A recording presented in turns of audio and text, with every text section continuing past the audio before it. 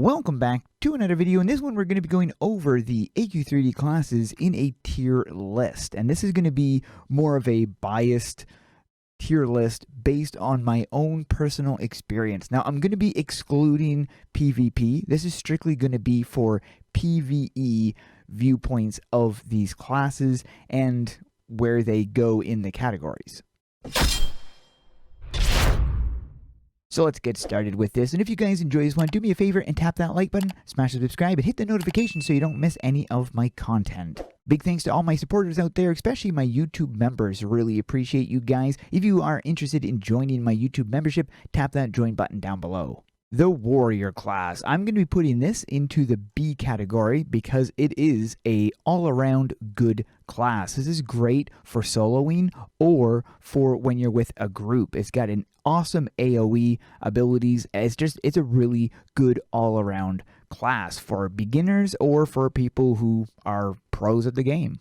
Mage. I am going to be putting this into the C category. I am not a fan of the new Mage class. I was not really a fan of the old Mage class either. Again, this is biased, so you've got to remember that this is my own personal opinion when it comes to this. Now, this does have good single target.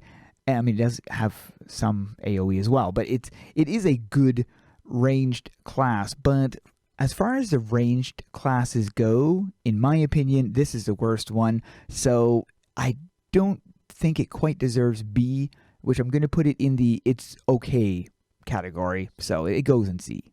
Rogue. I'm going to be putting this into the A category because this is a great class. Now, honestly, I prefer the original Rogue class over this one, but as far as a single target class goes, this is really good, which is why I'm going to put it into the really good category instead of just the good category, because it does have a lot of, this dishes out some massive DPS. So this is why I put this into the A category. To be completely fair, if I was to start a new account and play with a starter class, I would be choosing the warrior over top of the rogue, simply because warrior has the AoE ability, and to me this is important. So I would be choosing warrior over top of this. However, as far as damage per second goes, the rogue is where it shines, especially when you know how to use it. The healer class. I am going to be putting this into the C category, and largely because I'm not a huge fan of healer. The damage per second is really slow with this. It's a slow, cumbersome class, so for me, it's not something that really shines. Mind you, as a support class, it really works well. It does have some really good heals and some buffs. It is a good class all around, but for solo play, it's not something I would ever choose. If I'm running with a group in a tough dungeon, this might be a class I would go for, but for just standard, regular solo play, I would avoid the healer class. So I'm going to put it into C. Oracle. Now, as of the filming of this video, the Oracle class is not actually in the game, hence why I had to make a mock version of the Oracle class, because there is no graphics yet for the Oracle class because it's not currently in the game. However, I have played the Oracle class on the PTR, and based on my experiences with it on the PTR, I am going to be putting it into the A category, because as far as a support class goes, the Oracle really shines. It is a great class when it comes to support, and one of the highlights I think that this could potentially shine is especially in boss battles. Based on my experience with the class, it seems like it's really going to shine in boss battles. So I'm going to put this into the A category simply because I feel this is going to be a very formidable support class. The Guardian. I am putting this into the S category because this class is absolutely amazing. This is great for solo play. It's also great for team play. So depending on whether you play by yourself or with others, this class will be a great support. It has some great abilities like being able to taunt your opponent, the healing factor of it, The DPS of it is decent. It's also got an AoE ability. It is an all-around good, balanced class, definitely deserving of the S category in my opinion. Next is the Ranger, and I'm going to put this into the B. I'm almost thinking of putting it into the A because as a ranged class, it is really good. I'm going to put it in the B because it is a good class, and this is also good for solo or team, depending on what you want to do. But as a ranged class, this really works well because of the AoE abilities.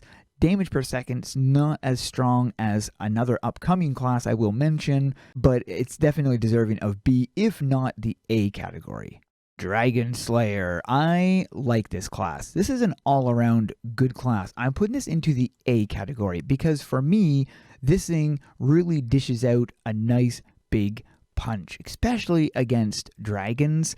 But all in all, I like the abilities of the Dragonslayer. I think this is a very good class for solo, not so much for team play, but as a solo class, I feel this works really, really well. The Pirate class, and this is my all-time favorite. Again, I told you this is going to be a biased report on classes. I'm putting this into the S category because the Pirate, in my opinion, is the best ranged class we currently have. I'm still waiting for a sniper class to come out because that is definitely going to outshine all the other classes in my opinion.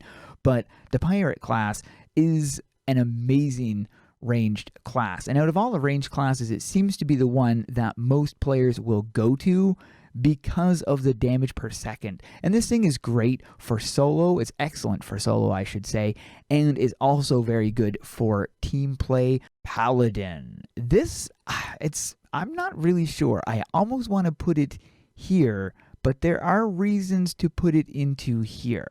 I'm going to put it into here. I am not a huge fan of this simply because I find the ability cooldowns are rather slow. It does have a nice AoE ability.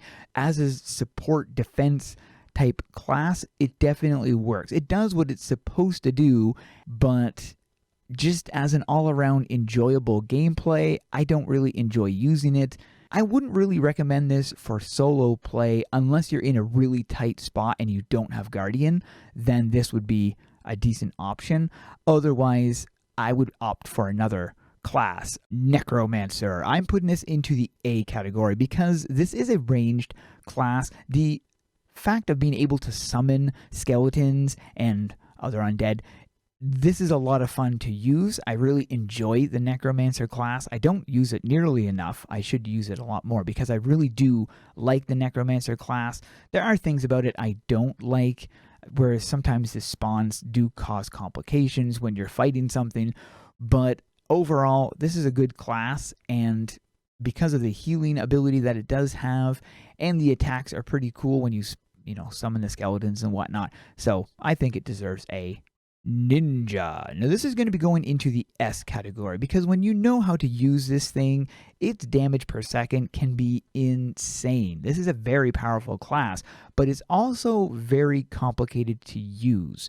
I wouldn't so much use this if I was running with a group. However, if I'm running with a team, running a dungeon or something, I probably would not be opting for this one. I would run something that I think would be more assisting the team rather than this. But as a solo thing, this would definitely work out really, really well. Got a lot of DPS, especially when you know how to use it. I think one of the issues with the Ninja is the fact that it is complicated and on mobile can be rather difficult to utilize, but overall, it is an amazingly powerful class. Moglomancer. I am really not sure where to put this.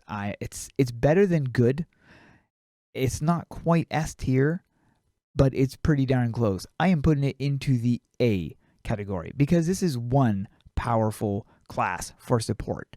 This has everything it needs to, and a really big aspect of this is not so much the Moglomancer, but is the Pizzamancer, which is a skin that is connected to the Moglomancer. You have to purchase for Dragon Crystals, but it really makes this class shine when using the animations of the Pizzamancer. That's not reason why this is here. This is an amazing support class with excellent heals, excellent buffs.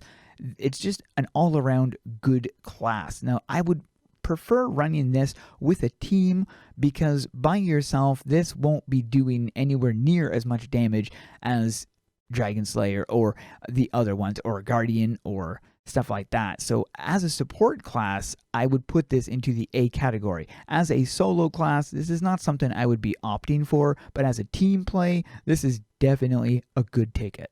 Samurai. This is definitely in the S category because this is one powerful class.